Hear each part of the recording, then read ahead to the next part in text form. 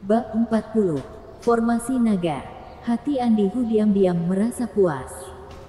Suasana hati seperti ini bagaikan orang miskin mengejar sang dewi dengan susah payah namun gagal. Tepat ketika akan menyerah, sang dewi tiba-tiba berubah dan mengejarmu lagi. Andihu tentu saja merasa bangga. Namun pada saat ini, Ninama justru tiba-tiba mendekati ke telinga Andihu dan berbisik. Tuan Mudahu, aku merasa ada sesuatu dalam masalah ini. Mengapa? Kamu pikir saja. Elsa Lin sudah lama pergi dari rumah sakit pengobatan Tiongkok. Entah berapa banyak kekasih yang ia kencani dalam 2 tahun terakhir. Selain itu, dulu ia selalu dingin terhadapmu. Mengapa hari ini justru berubah sangat ramah? Langsung bicara ke inti masalah, ujar Andihu dengan tidak sabar. Mata Ninama berkedip. Menurut analisis pengalaman aku rasa ia ingin mencari ayah lain untuk anaknya. Mencari ayah lain untuk anaknya.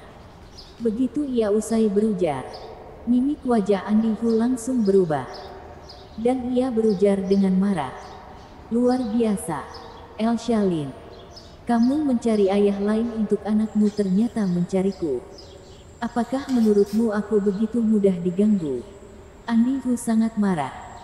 Lagi pula bagaimana mungkin terjadi hal yang begitu baik? Ternyata menganggap dirinya sebagai ayah dari anaknya. Benar-benar keterlaluan. Orang lain di dalam ruangan juga merasa aneh. Dan baru tersadar ketika mendengar raungan Andihu. Benar. Pasti Elsa Lin sudah muak bermain di luar. Oleh karena itu baru kembali mencari tuanku. Pasti seperti itu. Jikalau tidak, maka tidak bisa menjelaskan masalah ini. Sungguh tidak tahu malu. Tatapan semua orang menatap ke arah Elsa Lin berubah. Penuh dengan hinaan. Perawat muda di sebelah yang memiliki hubungan baik dengan Andihu menunjukkan ekspresi jijik sembari mencibir. Benar-benar tidak punya otak. Jika ingin mencari ayah baru, juga harus mencari orang yang mudah dibodohi.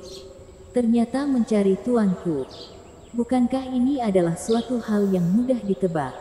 Kalian asal bicara. Aku bahkan tidak ada kekasih. Bagaimana mungkin mencari ayah baru untuk anak? Difitnah oleh orang-orang ini tanpa alasan. Elsa Lin hampir menangis karena marah. Ninama tersenyum sinis dan berujar. Tidak pernah berkencan. Hehe. Lau siapa pria yang mengendarai mobil mewah kemarin? Sudah kubilang. Ia adalah adikku. Hehe. Sungguh konyol. Kamu bilang ia adalah adikmu. Kita langsung percaya begitu saja. Aku bahkan bilang ia adalah kekasihmu. Setelah bermain langsung meninggalkanmu. Oleh karena itu kamu baru menemui tuanku hari ini. Mencari ayah baru untuk anakmu. Aku tidak. Kalau begitu kamu jelaskan tujuan kamu datang ke sini hari ini. Menghadapi Ninama yang agresif. Mata Elsa Lin perlahan-lahan memerah. Dan berteriak dengan keras. Aku hanya ingin memperbaiki hubungan dengan tuanku. Supaya adikku bisa bekerja di rumah sakit pengobatan tradisional Tiongkok di masa depan.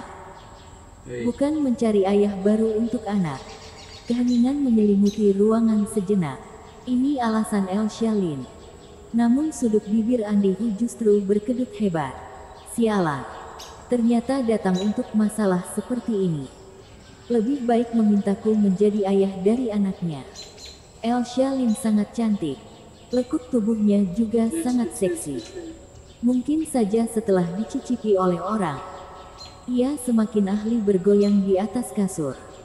Andihu sama sekali tidak keberatan bermain dengan Elsa Lin. Mau bagaimanapun ini adalah dewi yang sudah lama didambakan olehnya. Setelah bermain dengannya, meninggalkan ia seperti mantan kekasihnya. Dan musibah tidak akan menimpa ke dirinya. Tapi Elsa Lin ternyata mengatakan ia datang ke sini hanya untuk membantu adiknya mendapatkan pekerjaan yang baik. Bukankah menjelaskan dirinya bahkan tidak memiliki kualifikasi menjadi ayah baru untuk anak-anaknya? Ini sungguh keterlaluan. Andi Hu benar-benar nyaris meledak sebab membara. Bukan. Pada saat ini, Nina Ma menemukan celah dan bertanya. Bukankah kamu baru saja mengatakan pria tampan kemarin adalah adikmu? Aku ingin bertanya. Jika adikmu begitu kaya raya, mengapa ia masih harus bekerja di rumah sakit pengobatan Tiongkok? Ini masuk akal. Adikmu sangat kaya. Tentu sangat mudah mendapatkan pekerjaan apapun, kan? Apakah masih perlu kamu datang untuk memohon pada tuanku? Jadi, Elsa Lin pasti sedang berbohong. Entah mengapa. Saat mendengar dirinya masih terdiri kemungkinan menjadi ayah dari anak Elsa Lin, hati Andi Hu ternyata merasa senang. Tentu saja ia tidak boleh menunjukkannya. Jikalau tidak, orang lain akan mengira dirinya suka diselingkuhi. Aku tidak peduli apa tujuanmu. Jika ingin memperbaiki hubungan denganku, sebenarnya juga terdiri kemungkinan. Andi Hu berhenti sejenak, kemudian menoleh ke seorang rekan di sebelahnya dan berujar, "Pergi dan siapkan formasi naga untuknya." Baik. Rekan kerjanya langsung menyusun formasi naga di lantai menggunakan gelas alkohol dan mengisi arak putih hingga penuh. Andi Hu tersenyum sinis dan berujar, "Nona Lin yang cantik, jangan bilang aku tidak memberimu kesempatan. Selama kamu melewati formasi naga ini, semuanya bisa dibicarakan baik-baik." Wajah Elsa Lin langsung berubah pucat. Terdiri 10 gelas arak putih di lantai. Bagi ia yang tidak pernah minum alkohol, ini adalah semacam siksaan. Melihat Elsa Lin mematung di sana, Nina Ma terkekeh dan berujar, "Ada apa?